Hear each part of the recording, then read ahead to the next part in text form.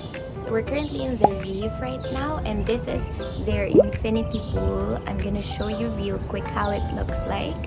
It's a Monday morning today, kaya wala nang masyadong tao. Ako na lang.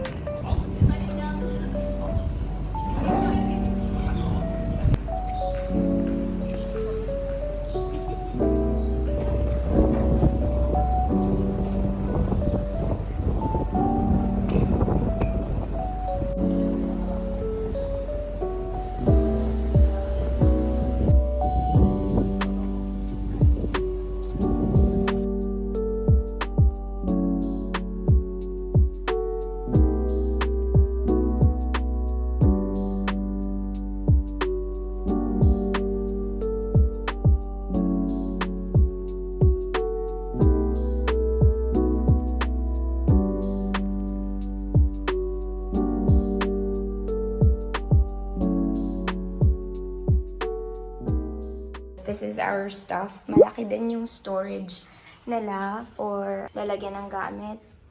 They have extra pillows. And then they also have hangers here. And then, if you try to open this, ito, extra space pa siya. See how big it is? It has two of them. Yeah. And then, the slippers. Their slippers are so cute. Look. How cute.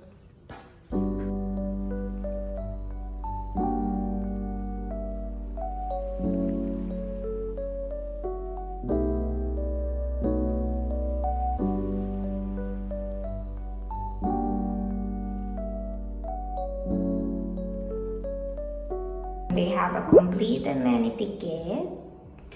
Socket, and then they also have this. They have a handmade botanical soap, and they also have towels, cutesy, and then for laundry.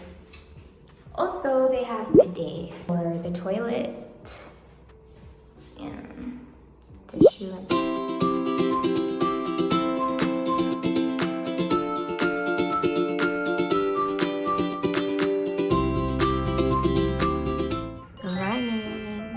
We're still in the Reef for today. This is our last day in the Reef, and we're gonna go swimming today. I'm just getting ready. Napaka-unique ng key card nila. Look at this. They converted it into a wristband. So, you know, hindi siya madaling mawala. Kasi diba, usually hotels have this key cards na ganito. But this one is for the towel sa pool. This one is your key card sa room nyo. So you just need to tap it like this para makapasok sa room. And then, yung pinaka-unique pa dito is pwede siya mabasak. And censored din yung yung parang balcony dito sa room. Because we got the premier room. And meron kaming ocean view. I'm gonna show it to you later. Censored siya. So the aircon automatically turns off if hindi naka-close yung window or it's not properly closed. So yeah, napaka ganda ng initiative ng Reef. Energy saving siya actually. And then we're gonna have breakfast too at the kitchen. Let's go!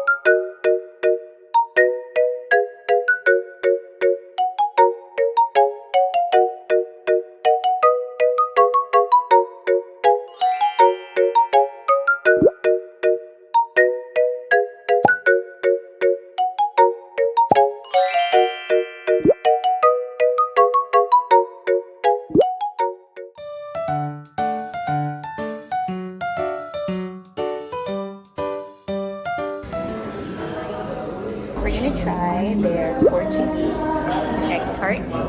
This is it.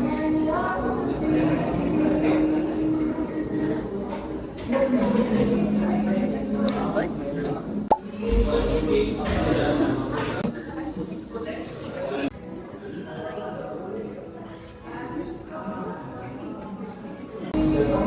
I like the creamy texture, the milky texture. Let me show you.